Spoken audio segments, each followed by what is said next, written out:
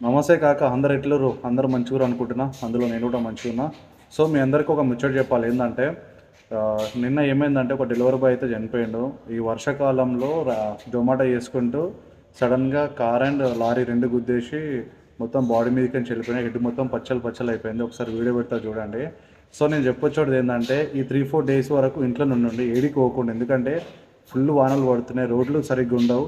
సడన్గా మనం బ్రేక్ ఎంత యూజ్ చేసినా బ్రేక్ పడవు. ఎందుకంటే మనం మంచిగా పోయినా సరే ఆపోజిట్ మనిషి కూడా మంచి రావాలి. కొంచెం నా రిక్వెస్ట్ ఏంటంటే రైడర్లకి అండ్ డెలివరీ బాయ్స్కి ఈ 3, 4 డేస్ వరకు అయితే ఎక్కడికి వెళ్ళకండి. అసలు వర్షాలు మాత్రం చాలా ఘోరంగా ఉన్నాయి. ఒక 3, 4 డేస్ వరకు మీ ఫ్యామిలీతో టైం స్పెండ్ చేయండి. ఈ 2 రోజులు ఎంత తిప్పలు పడ్డా సరే కానీ తర్వాత వానలు మొత్తం తగ్గిన తర్వాత ఎంత తిప్పాలైనా సరే rapid Uber and Swiggy Zomato చేసుకోండి. కానీ ఈ వర్షాకాలంలో మాత్రం చేసుకోకండి. ఎందుకంటే నార్మల్గా ఉన్న వాళ్ళే ఒక 10 నుంచి 20 కిలోమీటర్స్